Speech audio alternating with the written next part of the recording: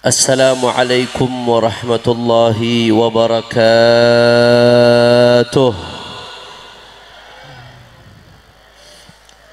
Alhamdulillahi rabbil alamin wa bihi nasta'in ala umuri dunya waddin.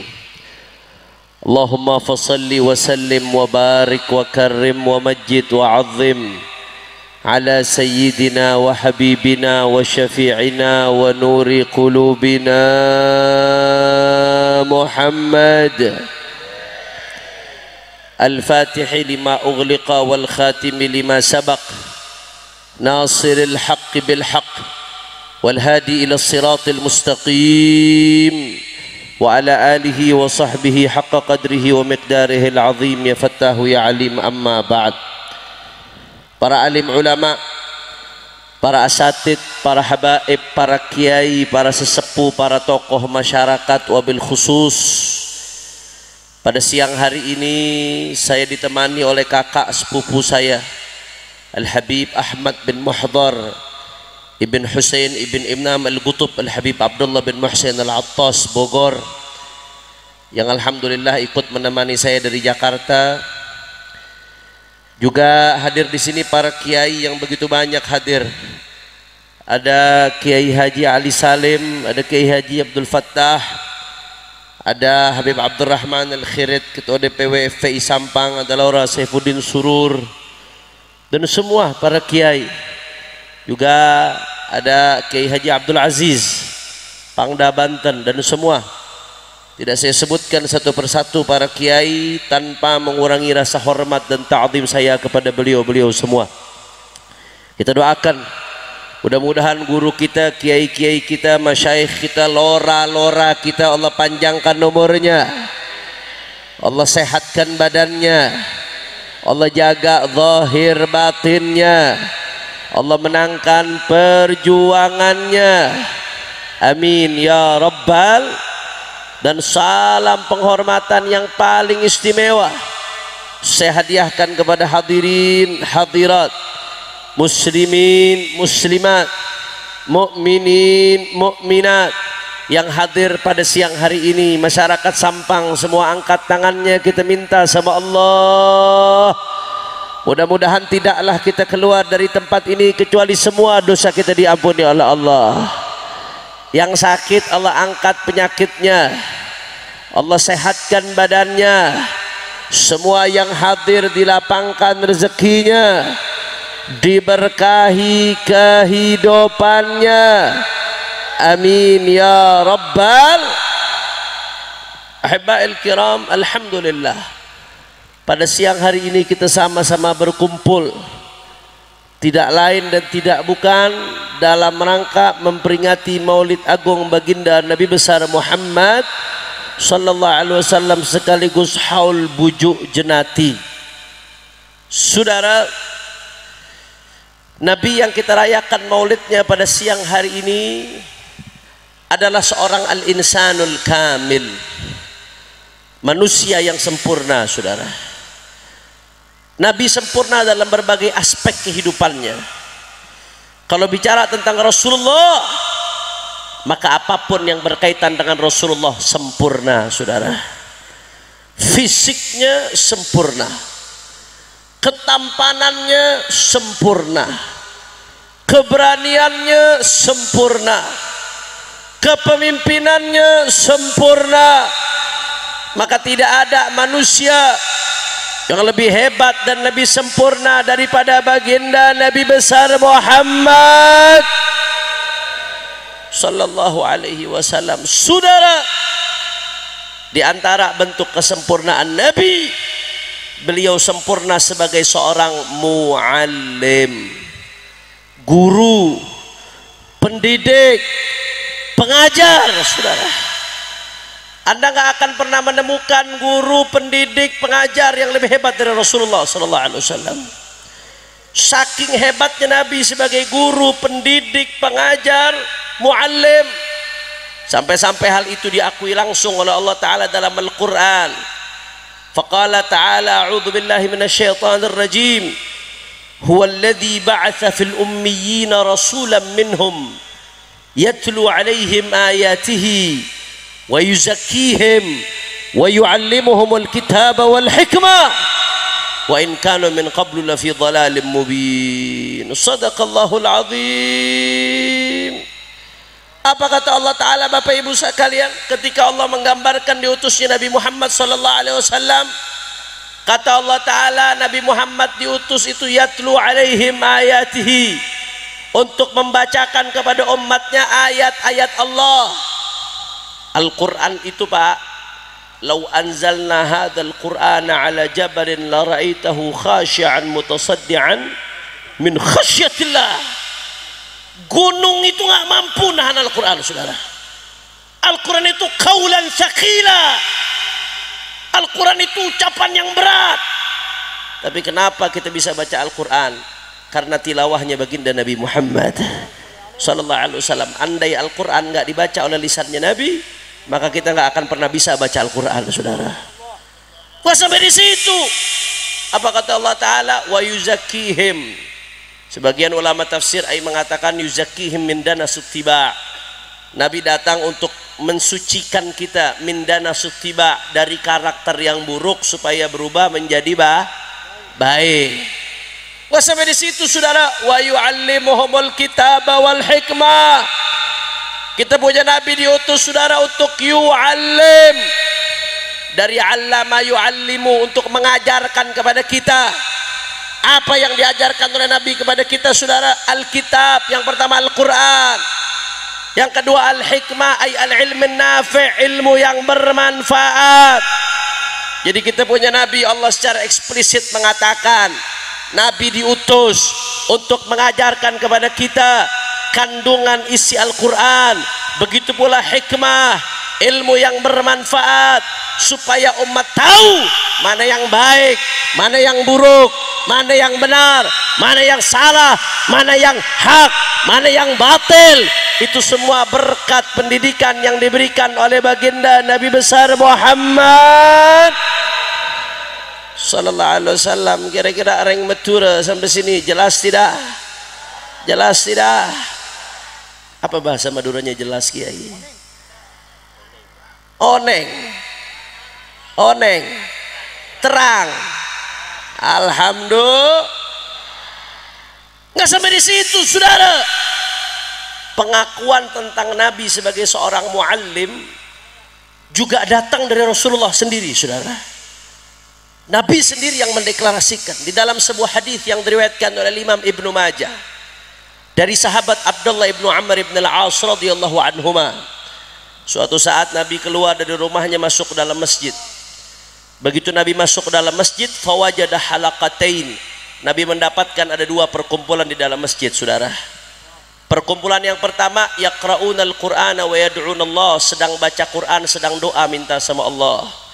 Perkumpulan yang kedua, yu'allimun wa yata'allamun, sedang menjalankan proses belajar mengajar.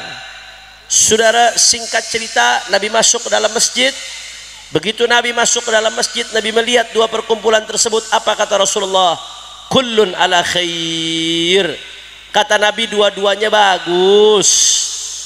Nabi tunjuk amma haula pakai isim isyarat. Adapun kelompok yang pertama ini, fayaqra'unal Qur'ana wa yad'unallah, mereka sedang baca Quran dan doa minta sama Allah. Insya'a a'tahum wa insya'a mana'hum. Kalau Allah berkehendak, Allah berikan mereka. Kalau Allah tidak berkehendak, Allah tidak berikan mereka, saudara. Setelah itu Nabi tunjuk lagi kelompok yang kedua, amma haula, adapun mereka fayu'allimun wa yata'allamun. Adapun mereka kelompok yang kedua sedang menjalankan proses belajar mengajar. Saudara, setelah menunjuk kelompok yang kedua menjalankan proses belajar mengajar, apa kata Rasulullah sallallahu alaihi wasallam? Di sini Rasulullah mendeklarasikan, saudara. Kata Rasulullah, innama bu'ithtu mu'alliman, sesungguhnya aku tidak lain dan tidak bukan diutus sebagai muallim, guru, pengajar, pendidik. Itulah baginda Nabi besar Muhammad sallallahu alaihi wasallam. Akhirnya Nabi memilih untuk duduk bersama kelompok yang sedang menjalankan proses belajar mengajar, saudara. Yang saya pengen garis bawahi Bapak Ibu sekalian, perhatikan baik-baik. Yang saya ingin garis bawahi, Nabi yang kita rayakan maulidnya pada siang hari ini menyatakan, mendeklarasikan dirinya diutus sebagai mu'alim, sebagai guru, sebagai sebagai pendidik. Allahumma sholli ala Muhammad. Ini ibu-ibu kok rame nih bu, drama beres bu. Alhamdulillah bu. Saya doakan ibu-ibu yang ngajinya semangat, dengerin khusyuk. Saya doain panjang umur, sehat walafiat, makin disayang suami. Tapi yang kalau saya lagi ceramah, ibu-ibunya ngobrol, apalagi main HP, saya doain suaminya kawin 3. Allahumma sholli ala Muhammad. Lanjut, takbir. Saudara, bukan hanya Allah yang mengakui Nabi sebagai muallim, bukan hanya Nabi Muhammad SAW yang mendeklarasikan dirinya sebagai muallim, tapi para sahabat juga memposisikan Nabi sebagai muallim. Saudara, di dalam sebuah hadis yang diriwayatkan oleh Imam Muslim di dalam sahihnya dari sahabat namanya Muawiyah ibnul Hakam As-Sulami radhiyallahu an. Sahabat Muawiyah ibnul Hakam As-Sulami ini Bapak Ibu sekalian, suatu saat sholat jadi makmum di belakangnya Rasulullah SAW. Ketika beliau sedang sholat bermakmum dengan Rasulullah, tiba-tiba ada satu orang yang bersin. Apa bahasa Maduranya bersin? Asep, saudara. Pokoknya begitulah. Ada orang bersin. Sahabat Muawiyah bin Hakam As-Sulami dengar orang bersin, dijawab sama beliau, yarhamukallah, mudah-mudahan kamu dirahmati oleh Allah. Saya mau tanya sama orang Betura, lagi sholat ngajak orang ngomong, batal nggak sholatnya? Batal. Nggak boleh ada mukhatab dalam sholat kecuali Allah wa Rasuluh. Rasulullah walaupun manusia, tapi kalau kita dalam sholat tidak menjadikan Nabi lawan bicara, sholat kita nggak sah, saudara. Karena dalam sholat kita diwajibkan untuk membaca assalamu alayka ayyuhan nabiyyu wa rahmatullahi wa barakatuh. Mukhatab dalam sholat hanya boleh Allah dan Rasulnya. Selain Allah dan Rasulnya nggak boleh jadi lawan bicara dalam sholat, saudara. Tapi sahabat ini menjadikan orang yang bersin lawan bicara. Yarhamukallah, mudah-mudahan kamu dirahmati oleh Allah. Karena beliau ngomong lagi sholat, kata beliau, faramanil qawmu bi absarihim. Itu sahabat-sahabat yang lain melirik beliau, saudara. Kaget dalam hati mereka, mungkin siapa ini ngobrol lagi sholat, ngomong lagi sholat ini. Merasa dirinya dilirik sahabat Muawiyah bin Hakam. Beliau akhirnya ngomong lagi, wa thukla ummiyah ma balukum tanzuruna ilayya. Kalau bahasa kitanya, ini ada apa ini? Kok kalian semua ngeliatin saya? Ada apa ini? Beliau, saudara, gara-gara beliau ngomong lagi seperti itu, fayadribuna bi afkhadihim, sampai sebagian sahabat itu gregetan, saudara, sampai mukul paha-paha, ngasih isyarat, maksudnya diem, jangan ngomong, diem, ini lagi sholat, jangan bicara. Setelah itu kata beliau, saya baru sadar kalau saya disuruh diem. Akhirnya saya diem. Ini masjidnya Rasulullah sudah geger, saudara, gara-gara ada sahabat yang bicara ketika sholat. Selesai ini semua, orang yang bicara ketika sholat tadi dipanggil oleh Rasulullah Sallallahu Alaihi Wasallam. Bapak Ibu sekalian, bayangan dia ini ngobrol ketika sholat, ngomong. Bayangannya mungkin dipanggil sama Nabi akan dibentak oleh Nabi, saudara. Mungkin dipanggil oleh Nabi akan dimarahi oleh Nabi Sallallahu Alaihi Wasallam. Ternyata apa yang terjadi, saudara? Begitu dia dipanggil sama Nabi, Nabi dengan lemah lembut, dengan penuh kasih sayang, Nabi sampaikan, inna hadhihi shalah la yasluh fiha syai' min kalamin nas, innama hiya tasbihun wa takbirun wa tilawatu Quran. Kata Rasulullah sallallahu alaihi wasallam, ini yang namanya salat, enggak boleh bicara sama manusia. Salat itu isinya tasbih, salat itu isinya takbir, salat itu isinya baca Quran. Lagi salat enggak boleh bicara sama manusia. Saya mau tanya, cara Nabi menasehati sahabat lembut atau tidak? Indah atau tidak? Sampai-sampai sahabat tadi terpana, saudara, terpesona. Saking terpesonanya sahabat tadi, sampai-sampai apa kata dia? Dia mengucapkan kata-kata yang dicatat dengan tinta emas sejarah, saudara. Sahabat tadi mengatakan bahwasanya wallahi ma raaitu mualliman qablahu wala ba'dahu ahsan ta'liman min Rasulillah sallallahu alaihi wasallam, ma kaharani wala syatamani wala darabani. Kata sahabat tadi, demi Allah, aku nggak pernah ngelihat seorang guru, pengajar, pendidik yang cara mendidiknya lebih hebat dari baginda Nabi Muhammad. Maka harani, Nabi nggak bentak saya, wala syatamani, Nabi nggak menghina saya, wala darabani, Nabi nggak mukul saya. Sallu ala Nabi. Masya Allah, jawab ring metura, semua jawab ya kompak. Kalau begitu Nabi besar Muhammad SAW sebagai seorang muallim, sebagai seorang guru sempurna atau tidak? Nabi sebagai seorang pengajar sempurna atau tidak? Nabi sebagai seorang pendidik sempurna atau tidak?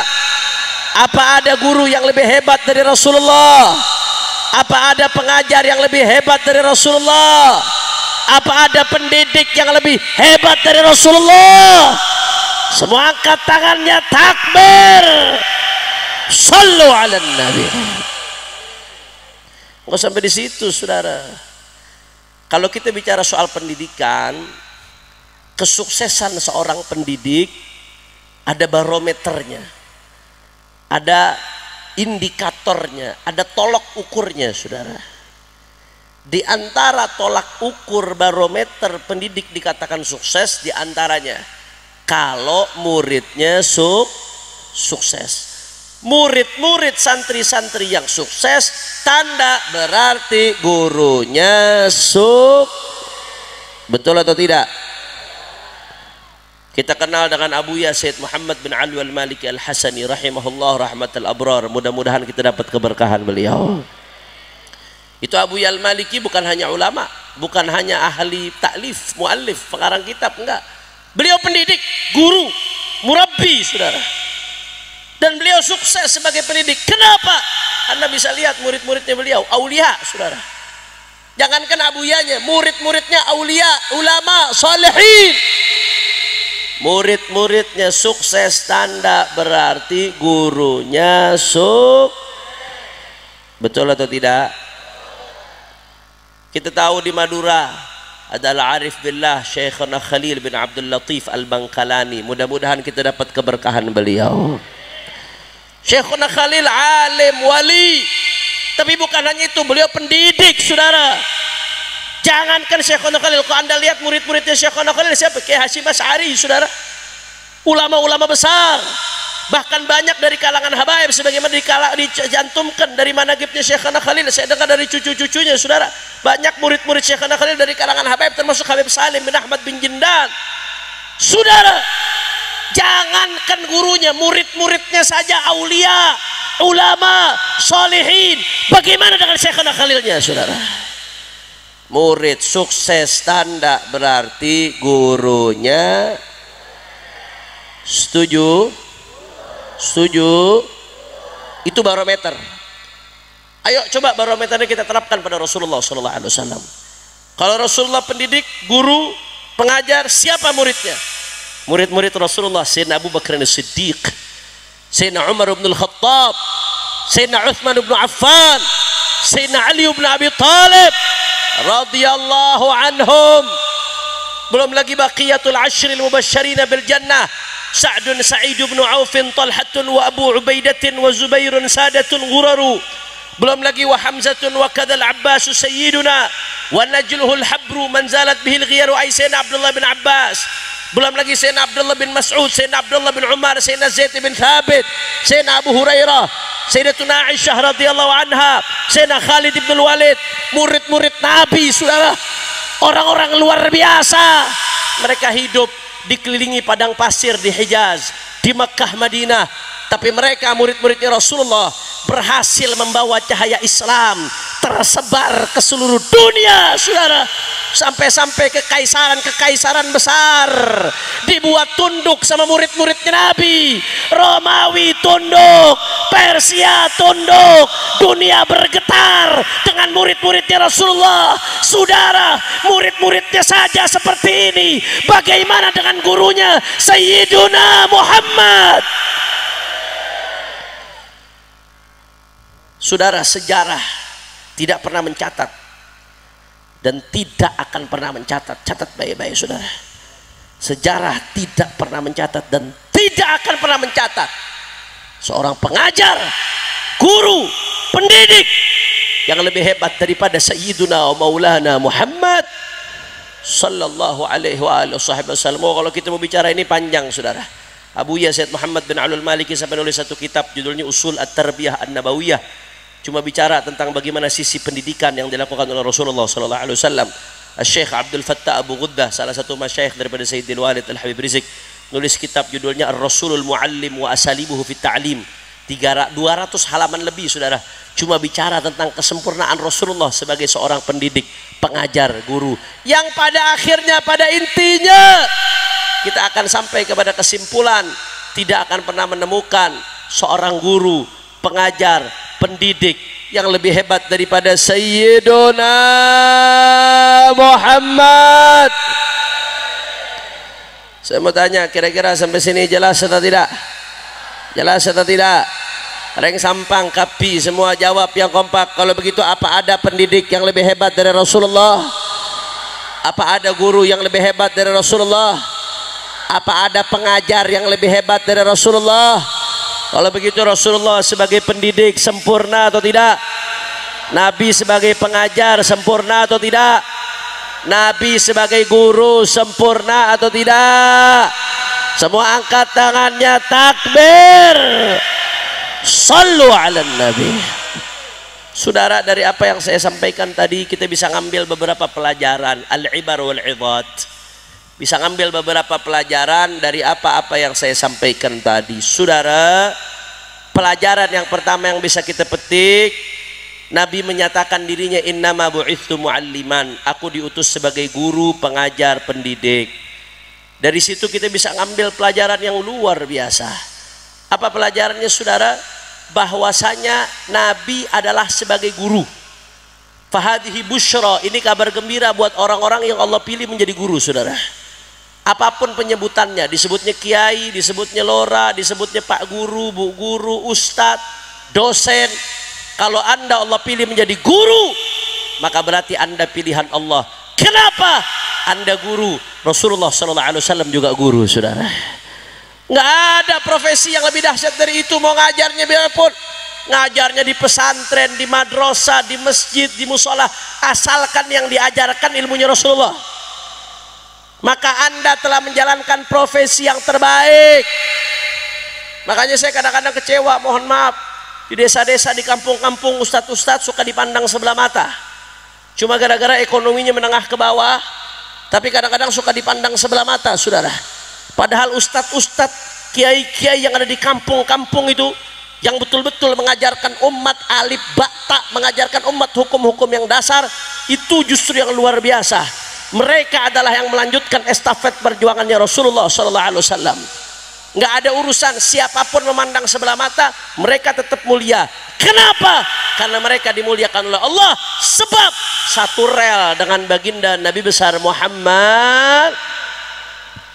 Di sisi lain, saudara, perhatikan baik-baik. Di sisi lain, Nabi adalah guru, para ulama kita juga guru. Ini menjadi pertanda, perhatikan baik-baik, ini penting, saudara, bahwasanya semakin umat memuliakan guru, berarti hakikatnya sedang memuliakan Nabi.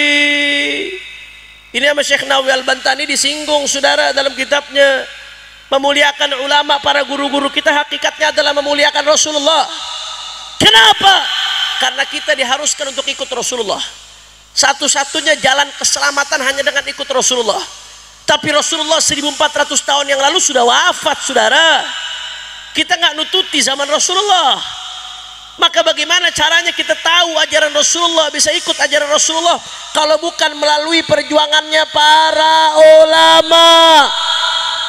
Tanpa ulama mustahil kita bisa tahu ajarannya Nabi Muhammad, saudara. Betul. Makanya menghormati ulama berarti menghormati Maka sekarang Masya Allah ini lagi di framing luar biasa. Kemarin belum lama di Trans 7, saudara, ada seorang ulama besar, kebanggaan masyarakat Indonesia, Al-Muhtaram Al-Mukarram Kiai Haji Anwar Mansur, pimpinan pondok pesantren Lirboyo. Saudara, Lirboyo ini bukan pesantren main-main, saudara. Santrinya yang netep saat ini Anda tahu berapa? Lebih dari 45.000 santri. Itu santri yang netep, yang saat ini aktif jadi santri, 45.000 lebih, saudara. Berapa banyak fuqaha yang dicetak dari pondok ini, berapa besar jasanya buat perjuangan Islam di Indonesia, saudara.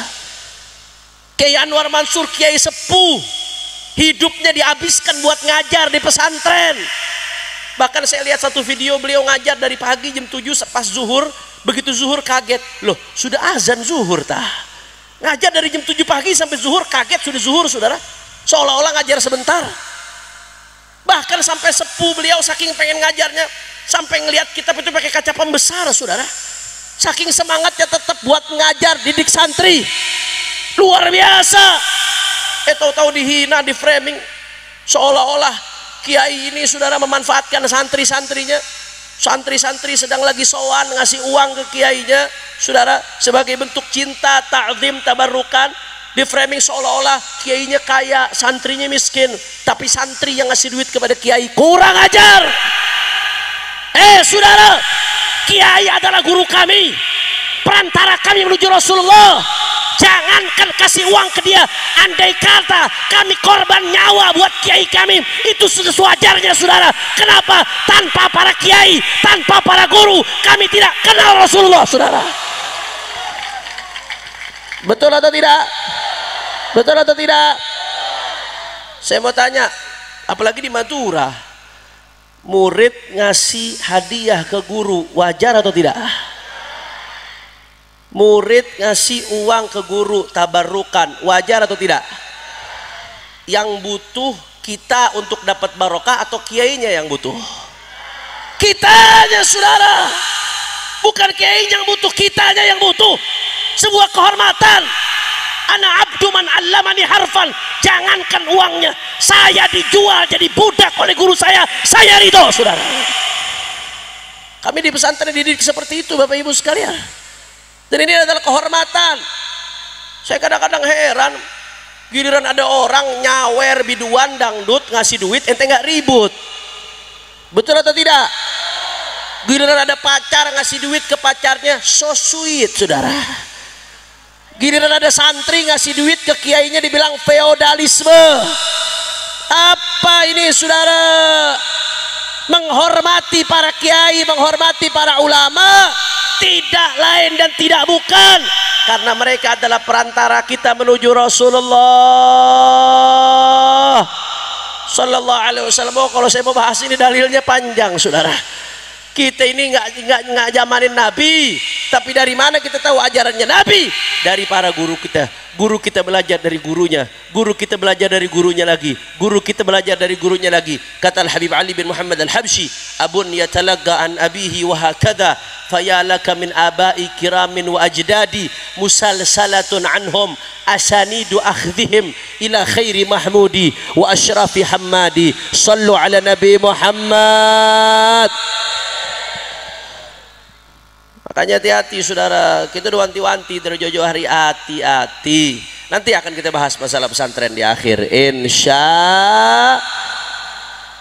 Dan di sisi lain, umat menghormati ulama berarti menghormati Rasulullah. Di sisi lain, Nabi menyatakan dirinya innama bu'itsu mu'alliman. Aku diutus, kata Rasulullah SAW, sebagai guru, pengajar, pendidik. Berarti pemerintah dituntut untuk lebih perhatian kepada guru. Semakin pemerintah perhatian kepada guru, berarti semakin tinggi hormatnya kepada baginda Nabi besar Muhammad. Nggak ada urusan mau yang di negeri, yang di swasta, yang formal, non formal, semua guru jasanya besar. Pemerintah wajib lebih perhatian. Ya, di satu sisi memang guru dituntut buat ikhlas lillahi. Keikhlasan guru itu yang bikin ilmu murid jadi barokah, saudara. Tapi di sisi lain jangan lupa, guru juga manusia, bukan rocker saja yang manusia, saudara. Guru juga manusia, bukan hanya dituntut ikhlas, dia punya kebutuhan, punya anak, punya istri, punya keluarga, punya tanggungan. Saya kadang-kadang sedih, Pak. Ini saya bicara negara ya, yang berkewajiban negara, saudara. Saya kadang-kadang sedih baca berita guru-guru honorer di pelosok-pelosok gajinya sebulan 200.000, saudara.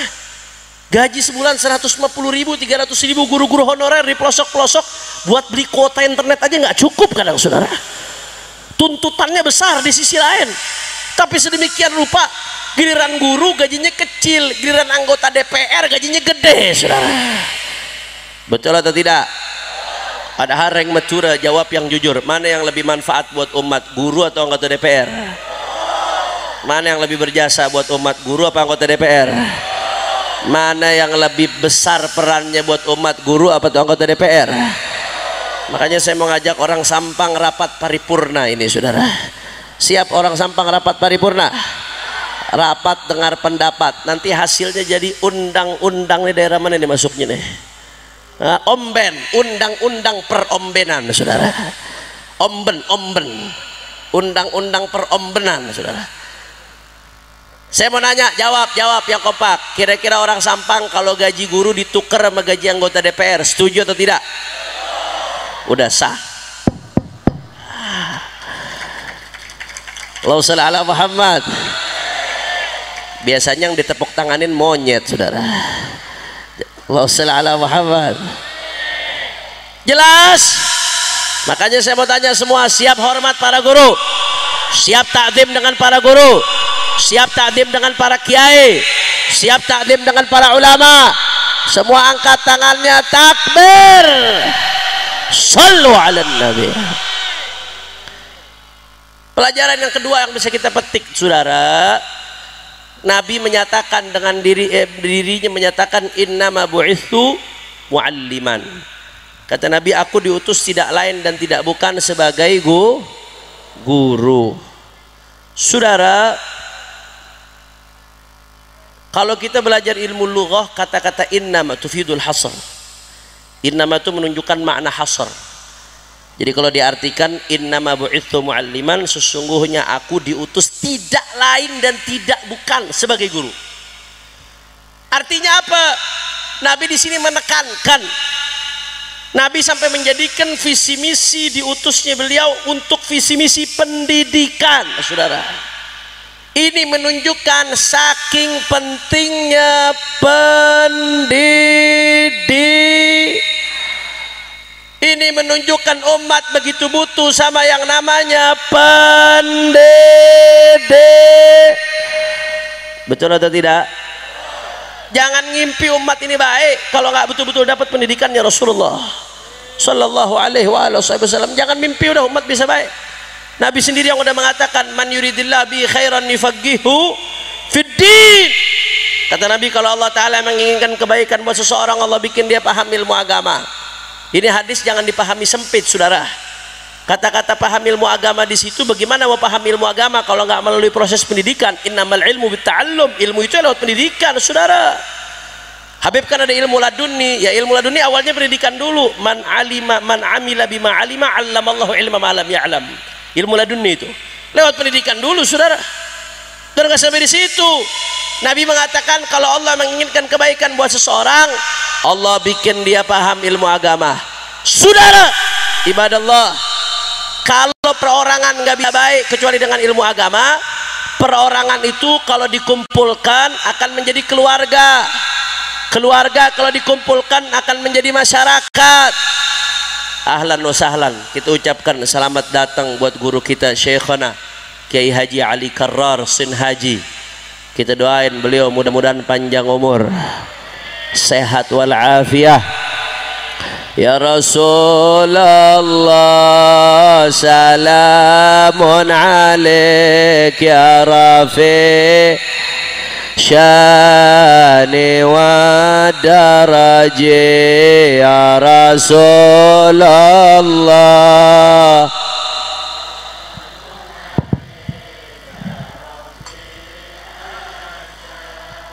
Ni wa daraji ya Rasulullah salamun alaik.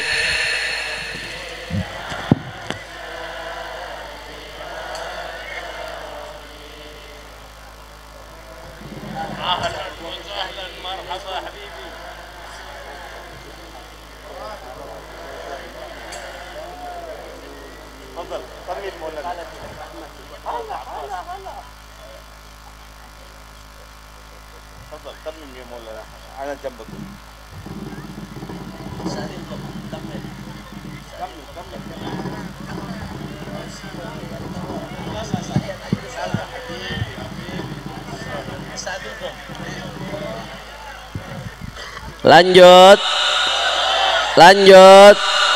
Allahumma shalli ala Muhammad. Jadi saudara, sabda Nabi yang mengatakan innama bu'itsu mu'alliman, aku diutus tidak lain dan tidak bukan sebagai muallim, pendidik, pengajar, guru. Nabi pengen memberikan pesan isyarat kepada kita di situ, saking pentingnya pendidik. Makanya Nabi mengatakan bahwasanya umat ini gak akan baik kecuali dengan pendidikan, saudara, dengan pendidikannya Rasulullah sallallahu alaihi wasallam.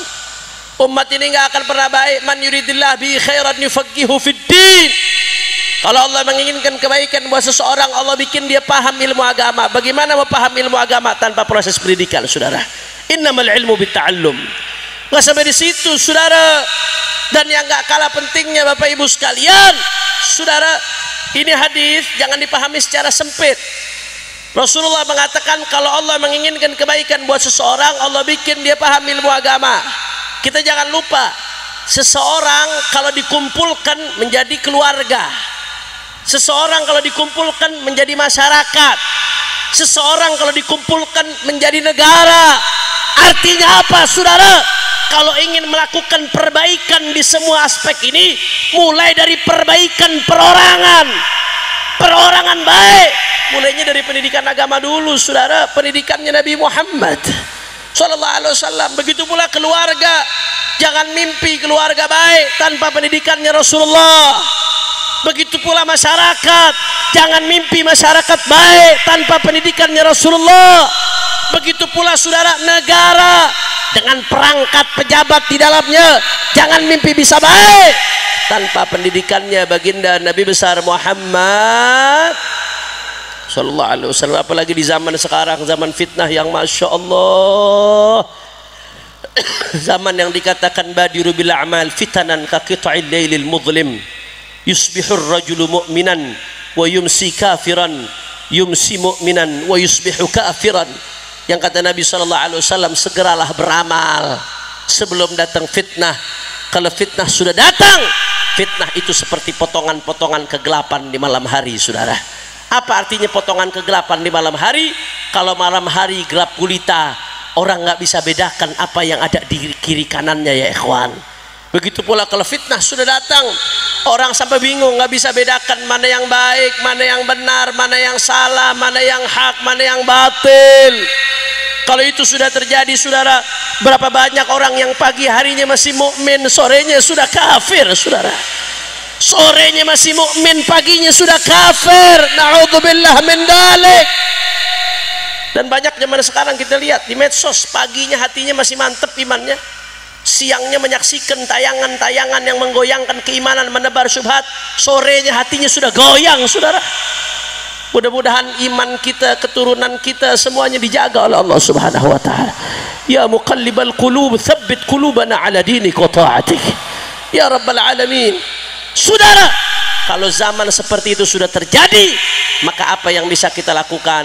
Solusinya seperti apa? Dalam satu riwayat disebutkan, la yaslam fiha illa man ahyallahu qalbahu binuril ilm. Kalau itu sudah terjadi, tidak akan bisa selamat kecuali orang-orang yang Allah hidupkan hatinya dengan cahaya ilmunya baginda Nabi besar Muhammad.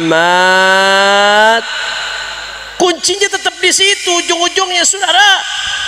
Kalau orang nggak tahu ilmu syariat, ilmu akidah, bagaimana dia bisa bedain benar, salah, baik, buruk, hak, batil? Kalau sudah nggak bisa bedain benar, salah, baik, buruk, hak, batil, bagaimana mau selamat dari fitnah? Betul atau tidak? Maka oleh karena itu saya sampaikan di berbagai kesempatan, di acara-acara Maulid Nabi, peringatan Maulid Nabi nggak boleh jadi sekedar seremonial, saudara. Kumpul, makan, bubar, selesai, nggak boleh. Tapi peringatan Maulid Nabi harus jadi momentum untuk mengikat umat dengan Rasulullah Sallallahu Alaihi Wasallam. Bagaimana cara mengikat umat dengan Rasulullah? Dengan ajarannya Rasulullah. Hanya dengan itu kita bisa selamat, saudara. Bagaimana cara umat mau menjalankan ajaran Rasulullah kalau nggak tahu? Bagaimana nggak mau tahu kalau nggak melalui proses pendidikan? Maka acara-acara Maulid Nabi harus jadi momentum untuk membangkitkan pendidikannya baginda Nabi Muhammad.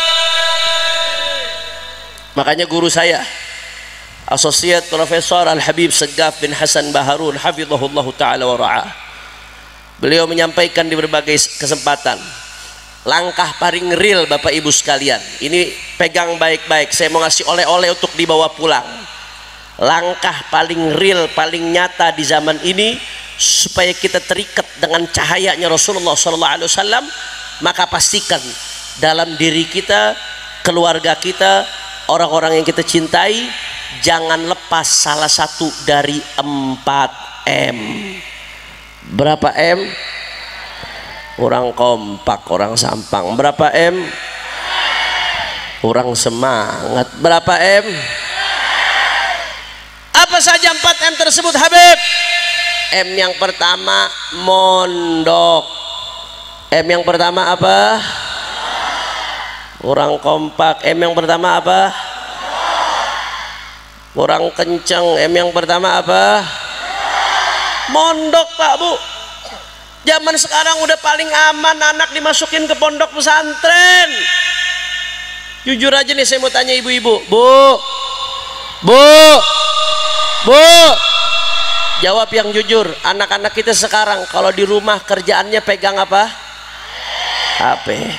Bangun tidur yang dipegang, mau sholat yang dipegang, selesai sholat yang dipegang, telat sholat gara-gara lagi duduk sama orang tua pegang, mau makan pegang. Ya sendok, Bu, kalau mau makan. Masa mau makan pegang HP? HP, saudara, nggak berhenti.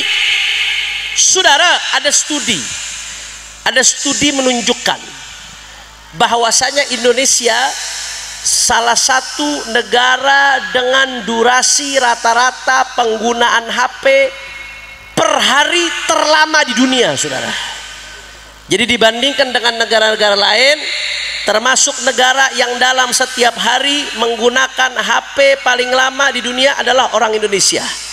Itu orang Indonesia tanpa disadari rata-rata menggunakan HP sehari 7-8 jam, saudara. Itu rata-rata scroll tanpa sadar tuh. 10 menit aja nggak buka HP gelisah rasanya. Itu rata-rata, saudara, umum. Itu hasil penelitian. Makanya saya bilang ini 7-8 jam per hari megang HP. Andai kata diganti 7-8 jam megang Al-Quran, ini bisa terbang semua, ini wali semua ini, saudara. Apalagi 7-8 jam per hari baca sholawat. Oh, lihat Nabi ya gedotan, saudara. 7-8 jam per hari baca sholawat. Tapi faktanya itu.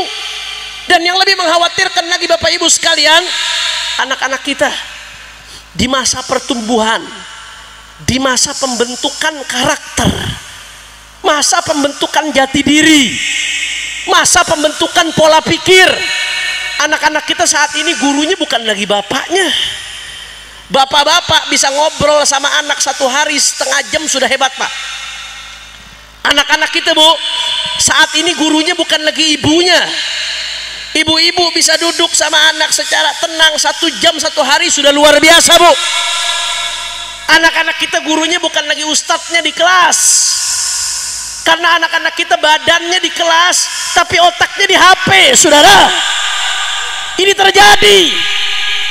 Anda bayangkan 7-8 jam anak kita dicekoki dengan guru-guru mereka, bukan lagi bapaknya, bukan lagi ibunya, tapi guru dari anak-anak kita yang selalu membersamai mereka saat ini, yang selalu ada di hadapan mereka. Facebook, Instagram, Twitter, YouTube, Google, ChatGPT, Tik. Betul atau tidak? Betul atau tidak? Ini menyakitkan, Pak. Ini nggak main-main, Pak. Saya nggak bisa ngebayangkan apa jadinya generasi 30 tahun ke depan yang dididik oleh media sosial, saudara. Kita masih bisa duduk di sini, kita percaya barakah, kita percaya cinta orang-orang soleh karena hasil didikan orang-orang tua kita. Tapi anak-anak kita yang sekarang, mereka udah jadi anak-anak medsos yang dididik, dicekoki setiap hari dari medsos. Ya, ada yang positif, ada. Tapi kalau mau jujur, yang negatifnya lebih banyak, saudara. Di medsos itu maksiat dinormalisasi. Orang buka aurat bukan masalah, dianggap wajar. Di media sosial, zina asal suka sama suka itu dianggap biasa. Berapa banyak artis-artis yang dengan bangga di podcast cerita tentang perzinahannya, saudara. Hari-hari ini dunia internasional sedang dihebohkan dengan rencana pernikahan salah satu pemain bola yang top. Udah dapat Ballon d'Or 5 kali, saudara, pemain bola ini.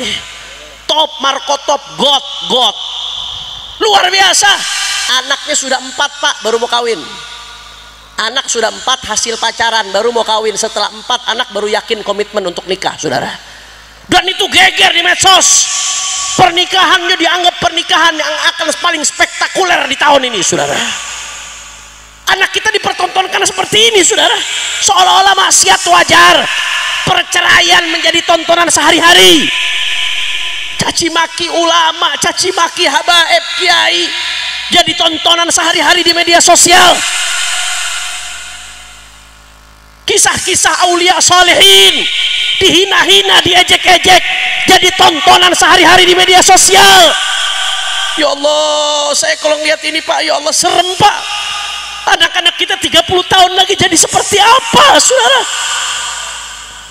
Tapi di tengah kekhawatiran, di tengah rasa khawatir, di tengah kegelapan, saudara, ada secercah cahaya yang membuat hati saya senang, hati saya tenang. Apa secercah cahaya tersebut? Secercah cahaya tersebut adalah pondok pesantren. Allahumma sholli ala Muhammad. Masya Allah, anak-anak kita begitu masuk pondok pesantren, masuk ke pesantren Misdat, pimpinan guru kita Kiai Haji Ali Karrar Sin Haji hafizahullah ta'ala, mudah-mudahan beliau dijaga oleh Allah, kita dapat keberkahan ilmu beliau. Masuk ke pesantren-pesantren yang lainnya, begitu anak-anak kita masuk ke pesantren, yang pertama dilakukan apa? Dipisahkan dulu anak-anak kita dari barang yang namanya handphone, saudara. Bukan untuk membuat dia terbelakang, jadi kuno, bukan, tapi supaya bisa ditumbuh dengan nilai-nilai yang murni ditanamkan oleh guru-gurunya, jauh dulu dari gangguan luar, saudara. Anak-anak kita begitu di pesantren jam 3 malam udah dibangunin buat tahajud, Pak. Saya ngalamin di pesantren, jam 3 anak-anak sudah mendoakan orang tuanya sambil menangis ketika tahajud, saudara. Anak bapak ibu di pesantren 5 waktu berjamaah diperhatikan, zikirnya diperhatikan, ucapannya, perbuatannya, akhlaknya diperhatikan. Ketika anak-anak di luar tangannya sibuk megang HP, anak bapak ibu di pesantren tangannya sibuk megang Al-Quran. Allahu Akbar. Makanya guru saya Profesor Dr. Al-Habib Abdullah bin Muhammad Baharun hafizahullah ta'ala wa ra'ah, di mana-mana beliau menyampaikan Al-Ma'ahidul Islamiyah qal'atu Indonesia wa qal'atu muslimin. Pondok-pondok pesantren di Indonesia adalah benteng terkokoh Indonesia, saudara. Benteng terkokoh umat Islam. Peran pesantren gak main-main, Bapak Ibu sekalian. Pesantren ini luar biasa, teruji sebagai benteng. Anda bisa lihat 350 tahun Belanda menjajah Indonesia, saudara. Anda pikir Belanda nggak bawa misi ideologi? Belanda itu bukan hanya bawa misi ekonomi, saudara. Belanda juga bawa misi ideologi. Belanda itu berusaha mengkristenkan Indonesia. Tapi kenapa Belanda gagal? Di antara salah satu penyebabnya karena banyak pesantren-pesantren yang berdiri jauh sebelum Indonesia lahir, saudara. Saya kasih contoh, diantaranya salah satunya apa? Ada pesantren besar tua namanya Pondok Pesantren Sidogiri di Pasuruan. Reng Madura pasti tahu Sidogiri, saudara, betul? Karena masyayikh kita di Madura banyak yang belajarnya di Sidogiri, betul? Itu Sidogiri kurang lebih berdiri hampir 290 tahun yang lalu, saudara. Indonesia umurnya baru 80 tahun.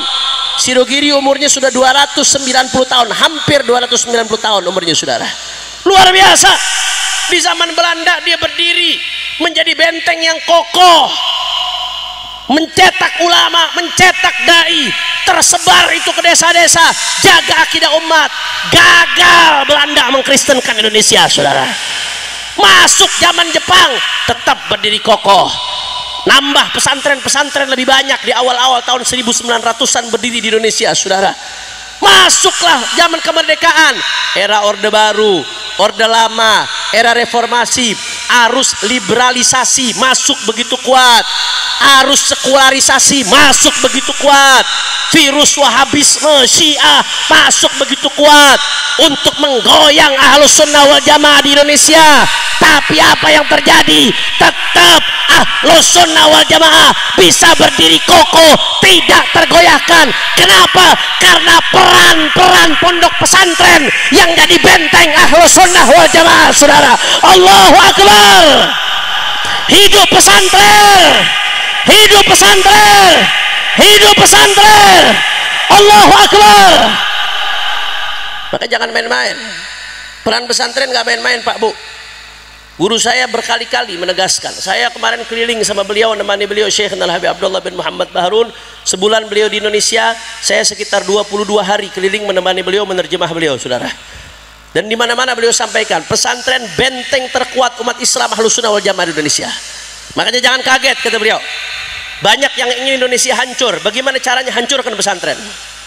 Banyak yang ingin umat Islam di Indonesia hancur. Bagaimana caranya? Bentengnya dulu yang mesti dihancurkan, pesantrennya hajar. Bahkan beliau mengatakan isu-isu yang terjadi ini selama ini, saudara, isu soal habaib lah, ini itu cuma batu loncatan. Ujung-ujungnya intinya yang penting bagaimana caranya umat terbiasa mencaci maki. Awalnya yang dicaci maki ulama dari kalangan habaib. Selesai ulama dari kalangan habaib, lisan umat sudah dibiasakan nih buat caci maki nih, saudara. Habis itu kiai yang dihantam, terbukti kemarin, saudara. Begitu kiai bisa dihantam, habis itu pesantren dihajar. Kemarin terjadi musibah di pesantren Buduran Al-Khazini Sidoarjo. Itu pesantren tua, saudara. Jasanya besar buat umat pesantren tersebut. Lebih dari 60 santri meninggal dunia. Tapi mereka meninggal dunia sebagai syahid. Insya Allah mudah-mudahan mereka memberikan syafaat buat keluarganya, insya Allah. Ini pesantren besar. Jasanya buat umat gak main-main. Tapi begitu terjadi musibah, dimanfaatkan orang yang suka pesantren, dipakai buat nyerang pesantren, buat ngantem pesantren. Sayyidil Walid Al-Habib Muhammad Rizik bin Husain bin Syihab kemarin ketika acara Jakarta Barat bersolawat di majelis saya, saudara, beliau dengan tegas menyampaikan marah besar kepada orang-orang yang tanpa empati menyerang pesantren Buduran Sidoarjo, saudara. Mereka sedang mendapatkan musibah. La tudhiris syamata li akhik fayarhamuhullah wa yabtalik. Saudaramu sedang dapat musibah, bukannya dicaci, jangan dimaki, bantu, tolong, bukan dihina, saudara. Betul atau tidak? Betul atau tidak? Makanya saya nggak setuju, apapun alasannya, siapapun mereka yang menghina-hina pesantren Buduran Sidoarjo Al-Khazini dengan berbagai jasa yang ada di pesantren tersebut, ketika dapat musibah seperti itu, saudara, itu perbuatan yang tidak benar. Bahkan itu dijadikan pintu oleh orang-orang yang nggak suka pesantren buat menghina-hina pesantren, buat nyerang pondok pesantren. Na'udzubillah, men. Jangan kaget kalau itu terjadi. Karena memang pesantren ini benteng. Kalau mau menghancurkan dalamnya, bentengnya dulu yang harus dihancurkan. Makanya saya sampaikan ini kurang lebih sekitar 3 bulan lalu kepada Bapak Menteri Agama Republik Indonesia. 3 bulan lalu saya ketemu 2 kali dengan Bapak Menteri Agama Republik Indonesia Profesor Dr. Nasaruddin Umar. Pertemuan yang pertama bersama Sayyidil Walid Al-Habib Rizik bersama rombongan pengurus Markas Syariah. Pertemuan yang kedua saya ketemu lagi dengan Menteri Agama seminggu berikutnya dengan guru saya Profesor Dr. Al-Habib Abdullah bin Muhammad Baharun. Saya ketemu beliau di kantor Kementerian Agama, saudara. Di 2 pertemuan ini saya sama-sama sampaikan urusan ini, saudara. Pak Menteri, mohon maaf, kami menemukan upaya sistematis untuk merusak citra pesantren. Pesantren andai kata ada oknum 1-2 di pesantren ini melakukan pencabulan, misalkan ada 1-2 oknum pelecehan seksual, itu beritanya di blow up habis-habisan, beritanya diangkat, nggak berhenti-berhenti, seolah-olah semua pesantren tempat cabul, seolah-olah semua pesantren tempat pelecehan seksual, seolah-olah semua pesantren tempat penyimpangan seksual, seolah-olah semua pesantren tempat bully, tempat feodalisme, perbudakan modern. Ini terjadi dan Menteri Agama mengamini. Iya betul Habib, saya juga melihat adanya upaya seperti itu saat ini, kata beliau, saudara. Padahal andai kata ada 1-2 oknum di pesantren yang melakukan penyimpangan seksual kah, pencabulan kah, pelanggaran syariat, pelanggaran undang-undang, saya mau tanya, kira-kira kalau dihukum seberat-beratnya setuju atau tidak? Kita minta supaya dihukum seberat-beratnya, saudara. Kenapa? Karena selain melanggar aturan agama, melanggar aturan negara, dia juga merusak citra pesantren, saudara. Tapi masalahnya jangan yang seperti ini seolah-olah mau dijadikan wajah pesantren. Kenapa? Sebab ini berapa persen sih? 0,00000 sekian persen kejadian itu. Pesantren-pesantren yang soleh jauh lebih banyak, yang wali jauh lebih banyak, yang mencetak ulama jauh lebih banyak, yang mencetak tokoh bangsa jauh lebih banyak. Kenapa yang seperti ini seolah-olah dijadikan wajah pesantren? Betul. Dan kalau kita bicara soal penyimpangan seksual, pelecehan seksual, saudara, bully di luar pesantren jauh lebih banyak, saudara, jauh lebih mengerikan. Kenapa seolah-olah wajah pesantren yang dituding seperti itu? Na'udzubillah min. Tujuan ini semua nggak lain dan nggak bukan untuk menghilangkan kepercayaan masyarakat kepada pesantren.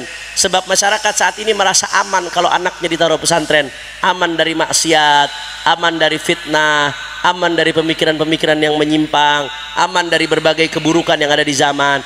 Kepercayaan tersebut ingin dirontohkan, sehingga begitu kepercayaan runtuh, masyarakat nggak percaya lagi ke pesantren. Kalau masyarakat nggak percaya lagi ke pesantren, anaknya nggak masuk lagi ke pesantren. Kalau anaknya nggak masuk lagi ke pesantren, pesantren akan hancur, saudara. Karena pesantren dari dulu berdiri independen. Pesantren berdiri itu dengan topangan masyarakat. Kalau sudah tidak mendapatkan lagi, pesantren akan hancur. Begitu pesantren hancur, benteng Indonesia hancur. Benteng Indonesia hancur, berarti tinggal tunggu waktu Indonesianya hancur. Na'udzubillah min. Makanya saya mau tanya, jawab yang kompak, reng medura semuanya, siap jaga pesantren? Kurang semangat, kurang kompak. Siap jaga pesantren? Siap jaga pesantren? Siap jaga para kiai? Siap dukung pesantren-pesantren yang ada? Siap support pesantren? Siap masukkan anak-anak kita ke pesantren? Semua angkat tangannya, takbir. Jadi tadi M yang pertama apa? Kurang kompak. M yang pertama apa? Habib, saya nggak bisa mondok, Beb. Anak saya nggak bisa mondok jauh-jauh, Beb. Bagaimana? Ya udah, ambil M yang kedua, madrasah. M yang kedua apa? Orang kompak. M yang kedua? M yang pertama? M yang kedua? Madrasah kita banyak yang bagus-bagus kok, Pak. Kenapa kadang-kadang orang Islam gengsi masukin anaknya ke madrasah? Kalau anaknya masuk ke madrasah ngerasa tidak unggulan, nggak keren, sehingga nggak mau masukin anaknya ke madrasah. Madrasah kita banyak yang bagus, dan yang lebih penting di madrasah anak kita dapat pendidikan dunia, dapat juga pendidikan akhir. Habib, anak saya udah terlanjur masuk sekolah non madrasah. Bagaimana Habib kalau keluar lagi nanti biayanya besar lagi? Atau Habib, ya anak saya sudah terlanjur kuliah, dulunya nggak di madrasah. Bagaimana ini sekarang? Ambil solusi M yang ketiga. Apa M yang ketiga? Mengaji. M yang ketiga apa? Tadi M yang pertama? M yang kedua? M yang ketiga? Mengaji, saudara. Silahkan anak anda sekolah apapun, belajar apapun, tapi pulang jangan lupa hadirkan guru ngaji buat dia. Jangan sampai anak kita bisa baca omongan manusia sampai setinggi-tingginya, tapi firman Allah dia nggak bisa baca. Halal haram nggak tahu, cara-cara ibadah yang dasar nggak tahu, saudara. Dan yang lebih penting lagi, kalau anak kita nggak bisa ngaji, besok kita mati, yang bacakan Quran buat kita siapa? Ada orang, saudara, di kota sana itu luar biasa, duitnya miliaran, asetnya di mana-mana, jabatan tinggi, popularitas luar biasa. Itu begitu mati, karangan bunga berjejer, saudara. Tapi jenazah masih di tengah rumah, sudah setel kaset Al-Quran. Saya tanya, kenapa kau pakai kaset Quran? Kenapa anaknya kemana nggak ngaji? Anaknya nggak bisa ngaji, ternyata, saudara. Kalau sudah itu terjadi, apa artinya uang? Apa artinya jabatan? Apa artinya popularitas? Kalau kita mati, anak kita nggak bisa baca Quran buat kita, saudara. Lebih baik hidup pas-pasan, apa adanya, makan tahu tempe, tapi kita mati, anak kita bisa baca Quran buat kita, saudara. Betul.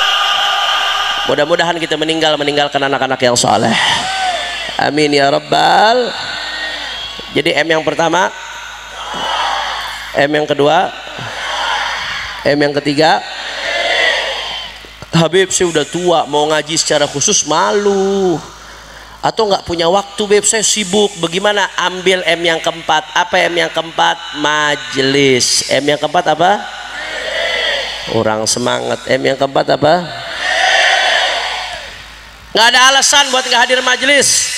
Majelis banyak di mana-mana, saudara. Apalagi di Madura, kita nggak kekurangan majelis-majelis yang hebat di Madura. Minimal belajar dasar ilmu fikih, dasar ilmu akhlak, dasar ilmu akidah, saudara. Minimal supaya kita selamat dunia akhirat. Itu minimal. Habib, saya nggak ada waktu buat ke majelis. Seminggu 2 kali. Nggak ada waktu, Beb. Seminggu sekali. Nggak ada waktu, Beb. Bohong. Itu orang-orang yang bilang nggak ada waktu ke majelis. Kalau diajak kopi, waktunya ada nggak? Kalau diajak nongkrong, waktunya ada nggak? Buat main HP, waktunya ada nggak? Giliran mau ke majelis nggak ada waktu. Unyil, saudara. Betul, betul. Habib, saya tinggal di pelosok, Beb, nggak ada majelis. Ya udah, ada internet nggak? Ada, kebetulan, Beb, tempat saya kerja di pelosok ada internet, tembak dari satelit langsung. Ya udah, nggak ada alasan, bisa majelis online, saudara. Saya, Pak, ngajar, alhamdulillah, tahaddutan bi ni'mah. Saya ngajar setiap bulan, ya saudara, itu 19 titik dengan 19 kitab yang berbeda dari berbagai disiplin ilmu, saudara. Artinya apa? Itu semuanya bisa dimuat dalam channel YouTube saya. Apa channel YouTube-nya, Habib? Habib Hanif Official. Like, subscribe, and share. Anda di Madura, saya di Jakarta, tapi Anda mau ngaji fikih ke saya, ngaji tafsir ke saya, bisa lewat channel YouTube saya. Nggak ada alasan zaman sekarang buat nggak ngaji. Betul atau tidak? Yang penting walaupun ngaji dari YouTube, ngajinya harus sama orang yang jelas, ulama yang betul-betul ahlus sunnah. Oh, jangan kata Habib Hanif ngaji dari YouTube aja, Beb. Akhirnya ngajinya sama Mama Gufron, saudara. Wa maqalina rahmatan lafimu Allah. Jelas, jelas. Jadi M yang kedua apa? M yang pertama, M yang pertama, M yang kedua, M yang ketiga, M yang keempat, majelis. Mondok nggak mau, madrasah ogah, mengaji nggak mau, majelis juga ogah. Kalau sudah begitu, silahkan ambil M yang kelima. Apa M yang kelima? Mati aja kamu, mate kalau terpedaya. Betul. Habib kok kasar ngomongnya? Bukan saya yang ngomong begitu, yang ngomong Imam Syafi'i. Kata Imam Syafi'i, wa man fatahu ta'lim waqta syababihi fakabbir alaihi arba'an liwafatihi. Kata Imam Syafi'i, anak muda nggak mau ngaji, kata Imam Syafi'i, solati dia dengan solat jenazah. Berarti besok-besok orang omben, kalau ada anak muda nongkrong di pinggir jalan nggak mau ngaji, langsung ambil keranda. Tahu keranda? Masukin saja, masukin, saudara. Inna lillahi hayatuhu kamautih. Nggak ada bedanya antara hidupnya dan matinya. Na'udzubillah min. Sekali lagi, tadi 4M semuanya apa? Yang pertama, yang kedua, yang ketiga, yang keempat, yang kelima. Waduh, bahaya ini. Oleh karena itu saudara, sekali lagi saya tegaskan, momen-momen perayaan Maulid Nabi nggak boleh jadi sekedar seremonial, tapi momen-momen perayaan Maulid Nabi harus menjadi momentum untuk mengikat umat dengan Rasulullah Sallallahu Alaihi Wasallam. Bagaimana cara mengikat umat dengan Rasulullah? Umat harus ikut ajarannya Rasulullah. Bagaimana cara mau ikut ajaran Rasulullah kalau nggak tahu ajarannya Rasulullah? Bagaimana mau tahu ajarannya Rasulullah kalau nggak melalui proses pendidikan? Makanya tadi sebagaimana saya uraikan dalil-dalilnya di awal, saudara, momentum Maulid Nabi harus dijadikan momentum untuk membangkitkan spirit innama bu'ithu mu'alliman, spirit pendidikannya Rasulullah Sallallahu Alaihi Wasallam. Apa yang saya sebutkan tadi, mondok, madrasah, mengaji, majlis adalah langkah-langkah real yang nyata saat ini untuk membangkitkan pendidikan di tengah umatnya baginda Nabi besar Muhammad. Nah, maka kalau sudah perorangan mendapatkan pendidikan Rasulullah, akan jadi perorangan yang baik, saudara. Keluarga dapat pendidikan Rasulullah, akan jadi keluarga yang baik. Masyarakat dapat pendidikan Rasulullah, akan jadi masyarakat yang baik.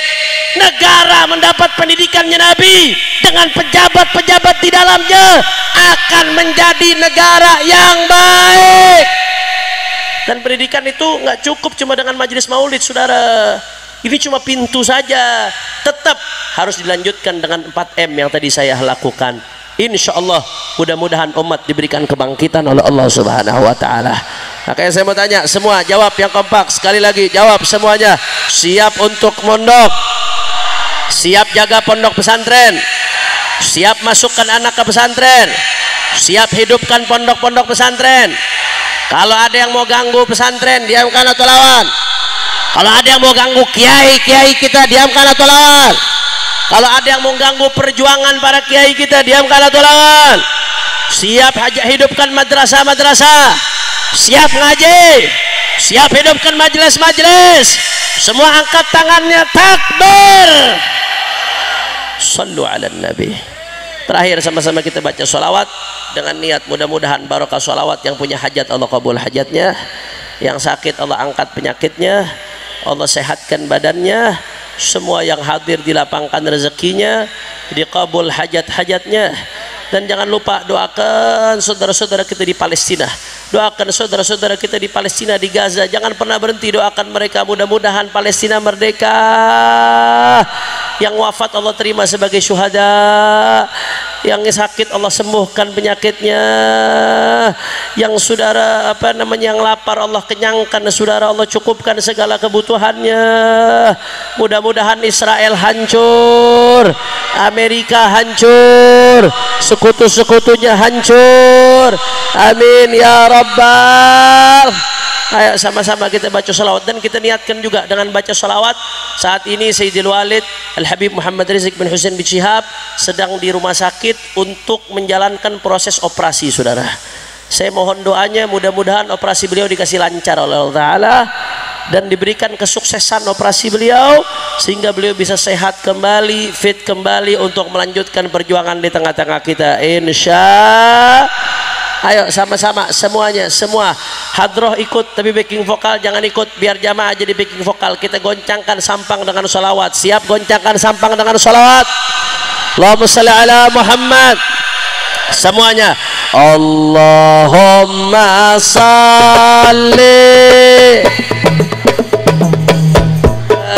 Muhammad wa ashghilin